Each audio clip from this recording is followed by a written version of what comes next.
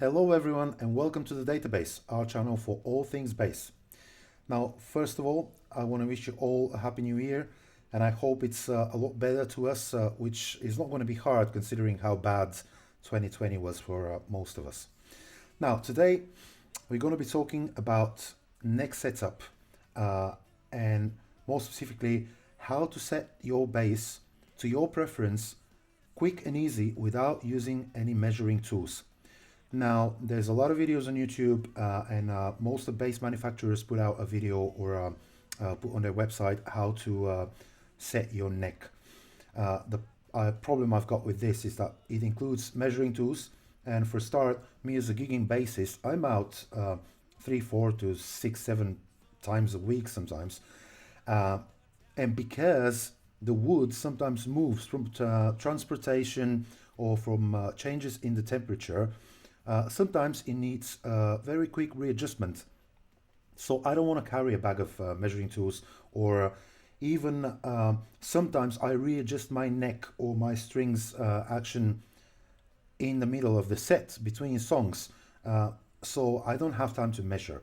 So I've learned how to do it without those tools. Now, how to check if your bass, if the neck needs correction. But first, let me quickly explain what the truss rod does. The truss rod is a metal rod that is inside your neck. And because your neck has a natural bow to allow the strings to vibrate freely and not catch any of the frets, the truss rod adjusts the amount of that bow, makes it straighter or lets it be more curved. How to check if your bass needs adjusting? The way I do it is this. I plug it in and I start playing, fretting here.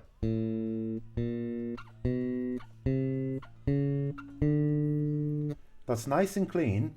I'm listening for fret buzz, and more specifically if there's any difference in the amount of fret buzz between this area and this area. So this was very clean. If we go up here,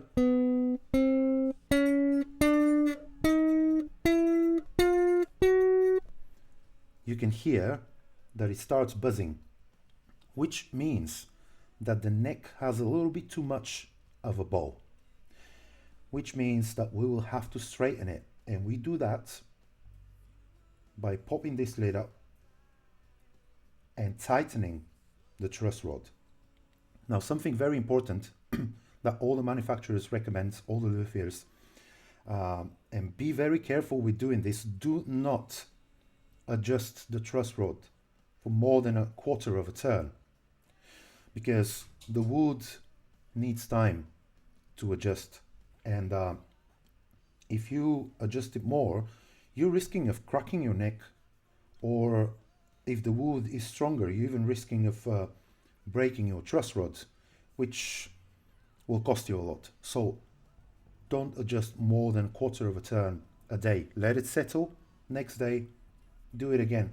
Once you've reached your optimal neck position, it won't move too much and it won't need too much of a turning of the truss rod. It will need only minor adjustments.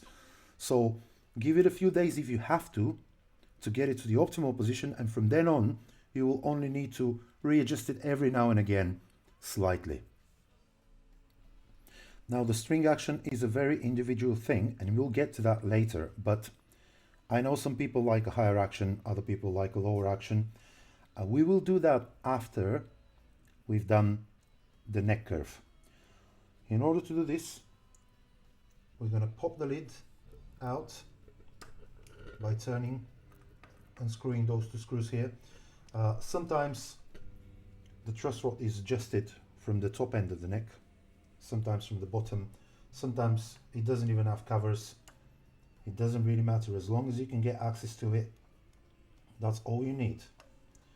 So carefully make sure you don't drop these on the carpet, because then you spend ages looking for them. Now I'm going to use a little Allen key to push the lids out, because it could be tricky sometimes. That's it.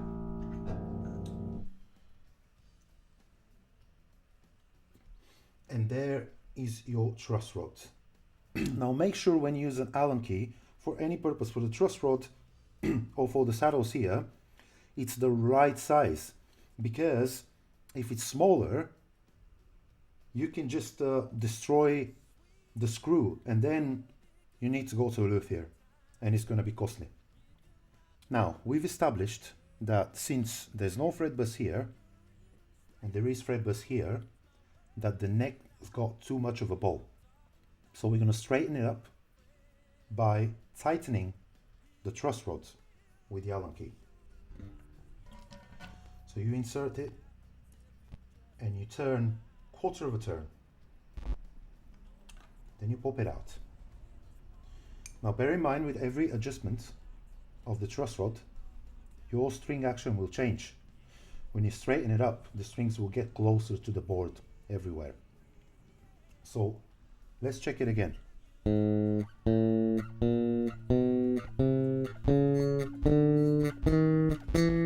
So you see we start getting a little bit of thread bus here.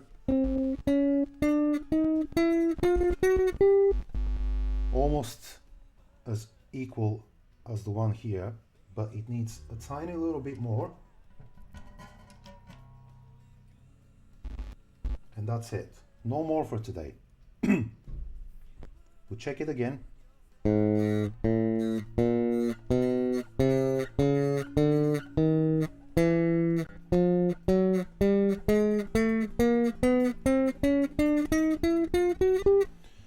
As you can see, now the amount of thread buzz is kind of equal everywhere. So that means we've reached the optimal position of the neck. Bear in mind that this will be different with every bass, and that's why I like doing it without measuring tools, because it really depends on your bass build quality. It depends on your fretwork. It depends on if the bass is old and the frets are a bit worn, you won't be able to get really low action. But this test will always be a good indication of if your neck needs straightening or loosening. Now next step is, now that we've established the optimal neck position, we need to play the bass a little bit and see how we like the string action, because I know that some people like a little bit of fret buzz. I do. I use it as a flavor. Other people don't like any fret buzz at all. So we're gonna establish if we need to raise the strings from the saddles or not, and this again comes down to personal preference. That's why I don't like using the tools, you see, because it's going to be different for every bass that you play.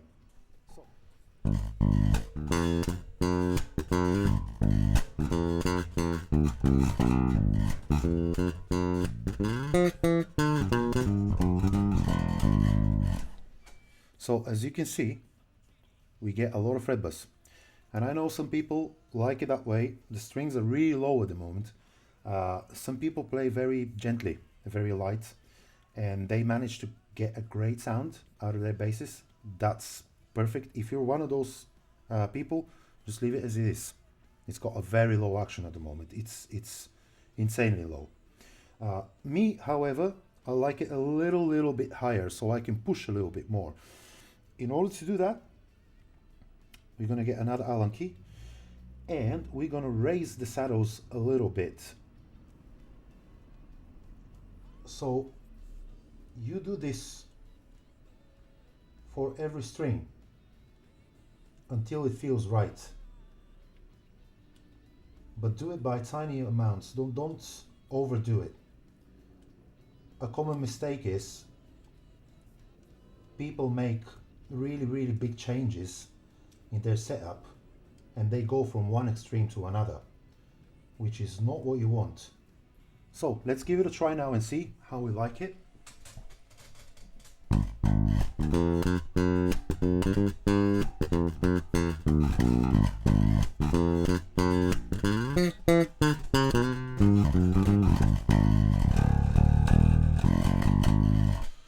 Okay, so right now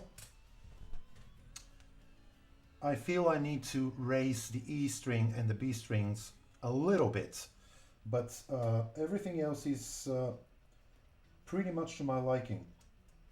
So I raise them a very, very, very tiny little bit, just a little bit. Never go too hard, never go too much. And we try again.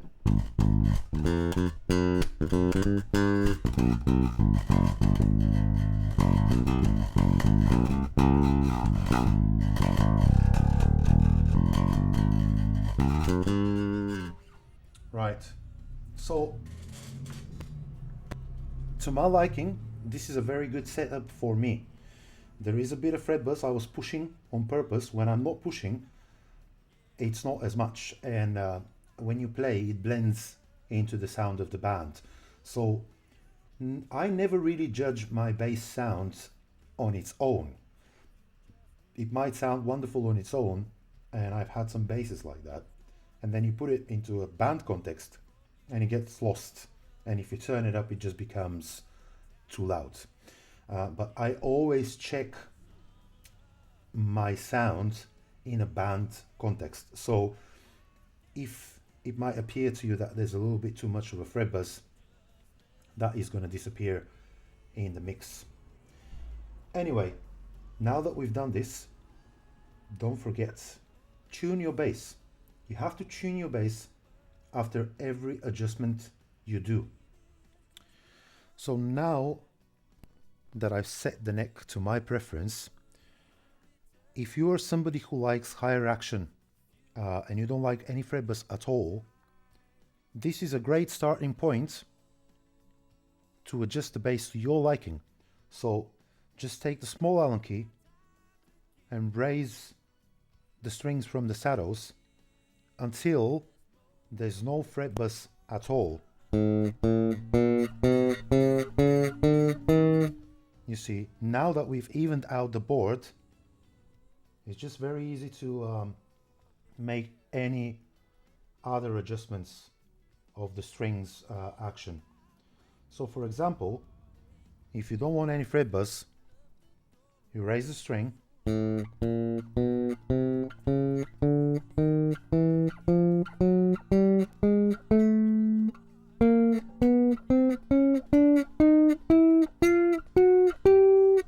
you see it's a lot less.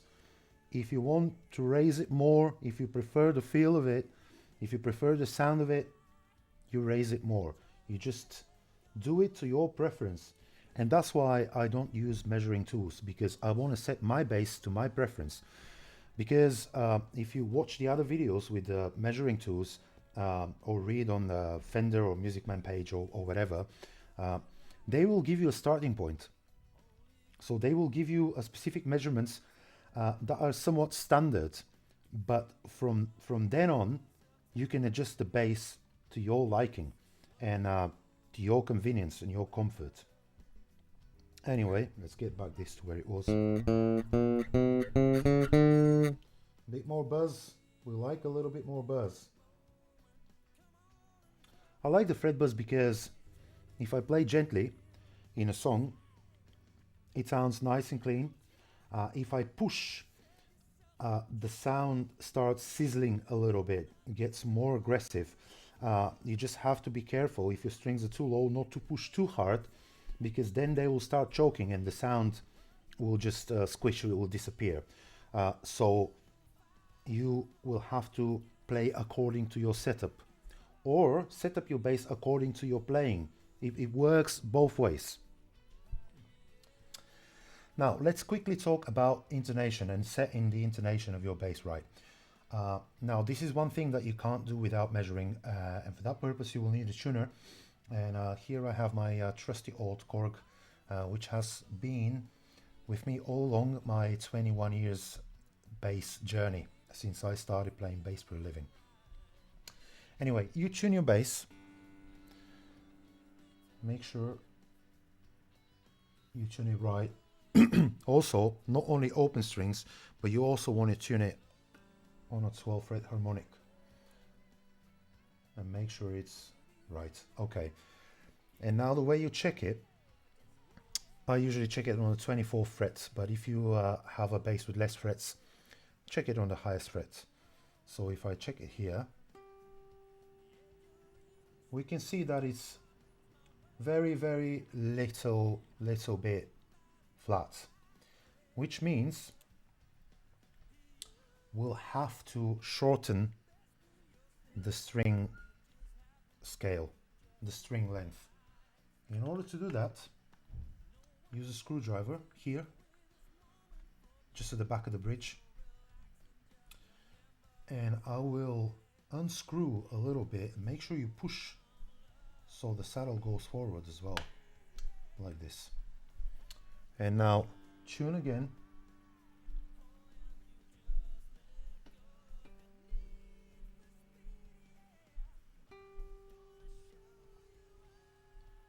You see, perfect. You do this for all the other strings. I'm just going to do it on one more. I'm not going to bore you with all of them.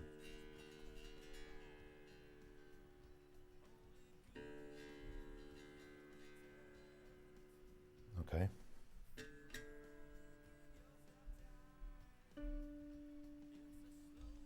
That one is set already. I don't know why. But in general, the way to do it is this. You tune your string and you check on the highest fret that you have right here, right by the end of the neck. And if it's flat, you have to unscrew the screw to shorten the string length. If it's sharp, you have to do the opposite. You have to screw clockwise, so you give it more length. You push the saddle back, and that will bring it up to the right intonation. It's as simple as that. So I think that's all for today, guys. I hope you enjoyed that video. I hope you will find it useful. Remember, again, never go too much with the truss rod. Never adjust it too much. Also, if you start feeling a very strong resistance, if you're trying to tighten it up, stop. It shouldn't be like that. If it's some very old rusty bass that's never been adjusted, it will probably have a lot of resistance. But in general, try not to break your bass. I can't take any responsibility if you push it too hard or break your bass neck or truss rod. Go gentle with it. Go gentle. If the bass is right and everything works as it should, everything should be moving smoothly. Of course, when you tighten in the truss rod, there will be some resistance, of course, because it's pulling the wood and it's straightening up the wood. That's normal, but some resistance, not like a crazy amount that you have to push with your shoulder in. So that's pretty much it. I hope you find it useful. And if you did, please give the video a like, share the channel, subscribe. Please feel free to comment below of anything you'd want to see, any questions you might have, and I'll try to respond quickly. And for the database, I've been Stefan Marinov. Bye. Hey, tell me you will, and I say, hey, don't you?